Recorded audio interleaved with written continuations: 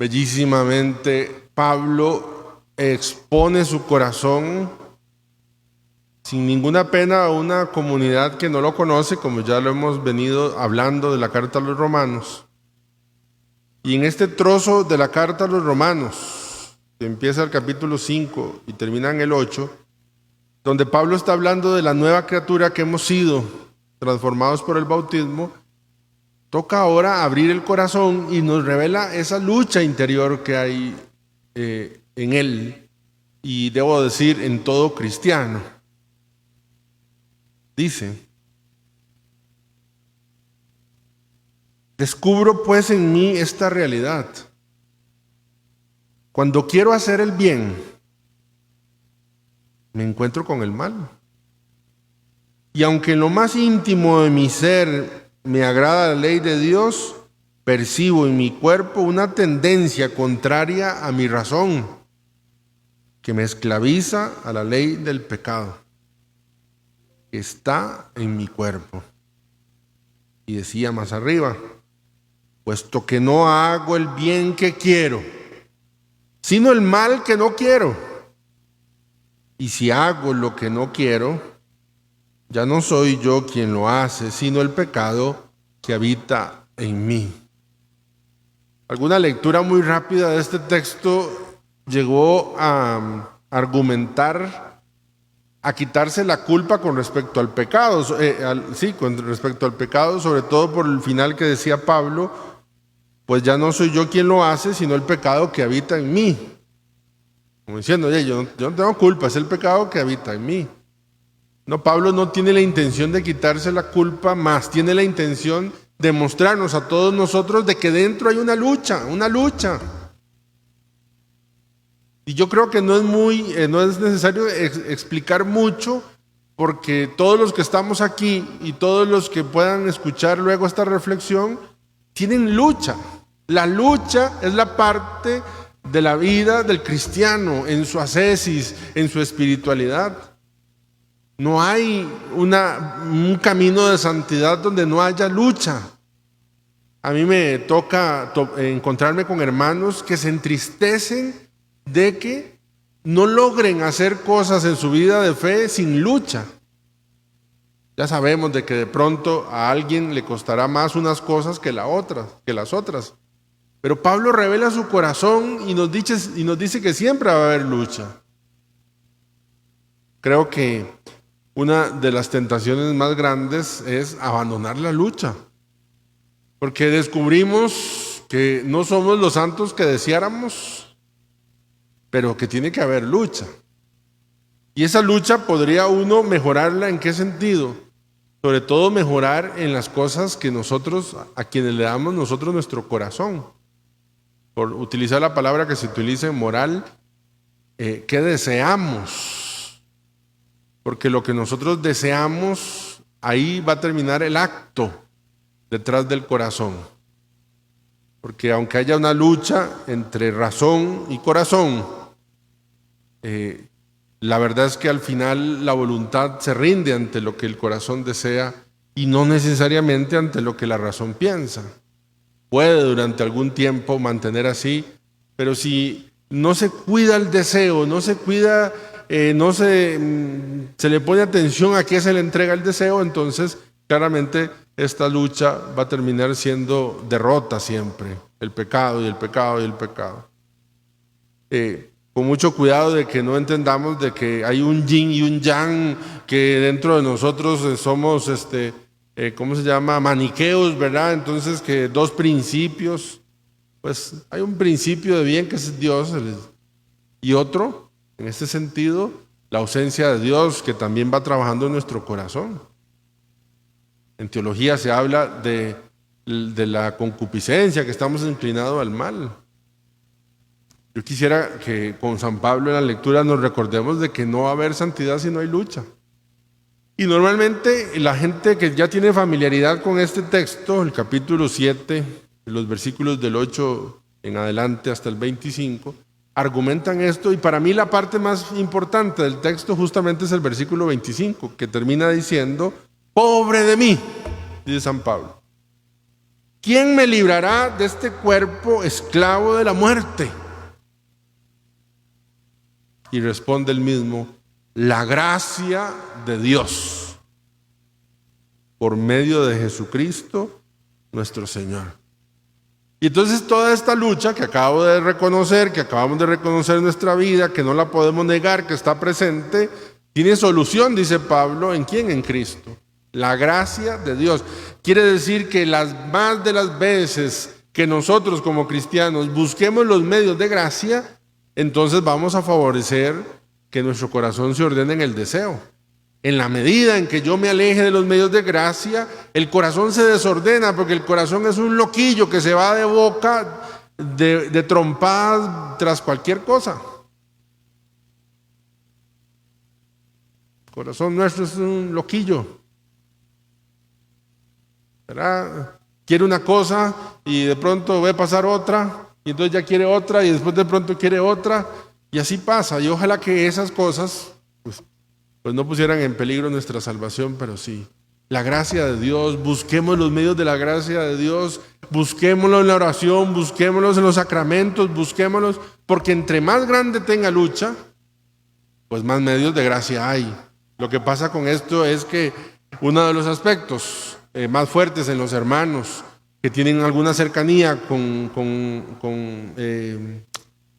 una sensibilidad religiosa, ante su pecado, ante su fragilidad, ante solo hacer lo que no querían o lo que no debían, llega un momento en que no dejan de luchar,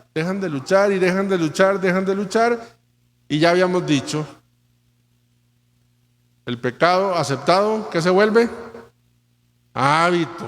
Bueno, habíamos dicho lujuria, pero ¿verdad? La lujuria aceptada se vuelve hábito, pero ahora el pecado aceptado se vuelve hábito. Entonces, si se acabó la lucha, significa que ya acepté eso. Y entonces, ya aceptado eso, se vuelve hábito en nuestra vida. Padre, ¿y cómo hacemos? La gracia de Dios. Pobre de mí, dice San Pablo, ¿verdad? ¿Quién me librará de este cuerpo? Usted creyó que iba a decir, ¿y ahora quién podrá defenderme? El chapulín colorado, dice, no. ¿Quién podrá librarme de este cuerpo tan carnal, de este cuerpo tan frágil que se inclina a cosas que sabemos que no nos hacen bien? La gracia de Dios.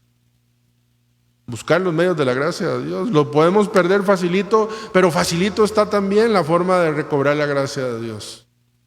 Solo la gracia de Dios endereza el corazón, trama. Cuando el carro está destramado, trama el corazón, porque si no, entonces yo empiezo, ¿verdad? A actuar, y como aquella frase, termino pensando como creo. Y lo que actúo lo vuelvo credo. ¿Verdad? Quien no vive de acuerdo a lo que piensa, termina pensando de acuerdo a lo que actúa. Quien no vive de acuerdo a lo que piensa, termina pensando de acuerdo a lo que actúa. Es decir, quien no vive su fe, la práctica lejos de la gracia de Dios, lo vuelve credo. Y entonces empiezo a decir, sí, la iglesia dice esto, pero yo creo ahora esto. Claro, porque eso refuerza una práctica que tú quieres o estás teniendo o estás buscando. Pobre de mí, ¿quién me podrá librar de este cuerpo pecador? La gracia de Dios en Cristo, manifestada en Cristo el Señor. Analizar los signos de los tiempos. ¿Cómo analizar los signos de los tiempos en nuestra vida? Una pequeña sugerencia.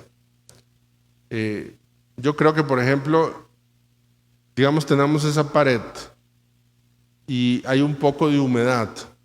Me parece que puede ser lógico porque llovió y entonces quedó mojado el cemento y se ve un poquillo de humedad. ¿Cuándo empieza a ser problema esa humedad? Cuando la humedad se acumula en ese lugar.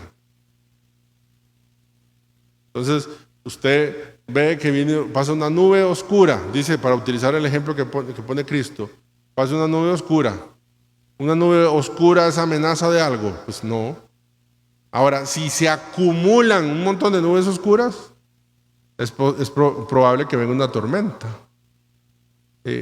analizar los signos de los tiempos, traducirlo a la vida espiritual es ver dónde es que se está acumulando, dónde es que se acumula tu pasión, dónde es que se acumula tu razón, dónde es que se acumula tu pereza, dónde es que se acumula tu queja. Entonces ahí poder revisar, porque eso es peligroso, para que el Señor nos diga: hipócritas, vuelven a ver y sacan el paraguas porque dice que va a llover, pero no ven, no saben leer sus vidas, donde se están acumulando esas sensaciones, esas actitudes que se vuelven peligrosas.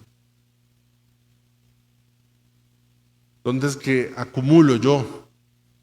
Eso sería como una forma espiritual de poder traducir esto que el Señor nos está invitando en el Evangelio. Termino con San Juan Pablo II. Tantas cosas que decir. A mí en lo personal me ayuda en muchísimas cosas, pero digo dos. Lo primero que me ayuda es en convencerme de que la oración es necesaria, sumamente necesaria en la vida de una persona. De las historias de la vida de San Juan Pablo II en torno a la oración son muchísimas. Su oración frente al Santísimo, el rezo del Santo Rosario, normalmente andaba la mano en la bolsa y rezaba. Yo he contado aquí que en aquel vuelo el cardenal Diewitz, que era su secretario personal, comentó esto: como eran tantas horas de vuelo en avión, entonces habían puesto una capilla del Santísimo donde él gustaba viajar orando. Entonces hubo un desperfecto en algo del avión y querían pedirle permiso de hacer un aterrizaje en algún aeropuerto para arreglarlo, y pues querían informarle. Entonces le tocaban la puerta de la capilla, ahí donde él estaba: santidad, santidad, disculpe, santidad, es urgente. Como la tercera vez que el cardenal Diewitz tocaba: es urgente, se oyó una voz, la de él, toda ronqueta esa, en polaco. Le habló a Diewitz, que era también polaco, y le dijo: si es urgente, con mayor razón el Papa tiene que rezar. Es urgente. Seguramente usted o yo, o más bien yo, para no meterle usted en este enredo, es urgente. Yo hubiera abierto la puerta y yo: ¿qué pasó? Cuénteme, dígame, ¿qué es urgente? No, el Papa oyó: ¿es urgente? No le interesó saber qué era lo urgente, sino cómo se resolvía la urgencia. Si es urgente, con mayor razón el Papa tiene que rezar. La segunda cosa es su amor a María, por eso su escudo todo tuyo en latín. Tuve la oportunidad de viajar a donde él vivió, en Vadovis. Está el templo parroquial y así, cruzando la calle, está la casa de él, con muchísima facilidad. Entonces él iba a misa y tenía esa capilla, está dedicada a la Virgen del Perpetuo Socorro. Su amor a María. Su mamá muere cuando él tiene 8 años y en ese momento la adoptó como su mamá. Bueno, sabemos, ¿verdad? Aquel atentado un 13 de mayo, pero siempre procuró mostrarnos a María como nuestra modelo de vida cristiana. Al final hasta nos regala unos misterios más para el rezo del Santo Rosario. Entonces es la otra señal de santidad en la vida de uno. ¿Cómo llegar? ¿Cómo enderezar el corazón? La oración. ¿Cómo enderezar el corazón? El amor a María, siguiendo los pasos de María. Y tercero, la misericordia. Aunque de pronto uno dice: es que el Papa Francisco, sus signos son de misericordia. Claro que sí, pero es Juan Pablo II quien nos regaló la fiesta de la Divina Misericordia. Es él el que se puso de rodillas y le pidió perdón al mundo por las cosas que hoy por hoy la Iglesia ha ido acomodando poco a poco. Le pidió perdón al mundo por el caso de Galileo Galilei, por los abusos de la Iglesia. Le ha tocado a Benedicto y a Francisco reconocer, recién publicados ahorita, el informe de abusos en Francia, por ejemplo. El Papa de la Misericordia. Ese regalo se lo dio Dios, de que en la víspera de la fiesta de la Divina Misericordia fue llamado a la casa. Y entonces la misericordia, que la podamos traducir en gestos de cariño, de amor, de caridad, para con el hermano. Y esa es la tercera cosa. Cuando yo me descentro, eso me ayuda. Y yo puedo ayudar al prójimo solo si me quito yo del prójimo. Si ustedes ponen atención a la palabra de Dios, Jesús dice, llamó a un niño y lo puso al centro. Él le puso al enfermo al centro. La mujer pecadora quedó al centro. Jesús siempre poniendo al centro al otro. Juan Pablo II en su acción de misericordia se hacía a un lado para que pudiéramos poner en el centro al hermano, y eso también ayuda a que nuestro corazón se centre. Porque si estamos al centro, ¡ay, qué facilidad! Queremos cosas para nosotros, que se piense en nosotros, que se haga como nosotros. Y bueno, a mí me pasa por lo menos, seguramente tal vez a usted también. Pidamos la intercesión de Juan Pablo II, que nos ayude a vivir la misericordia, que nos ayude a amar a María y a imitarla, y que nos ayude a acrecentar nuestra oración. Gloria al Padre, al Hijo y al Espíritu Santo.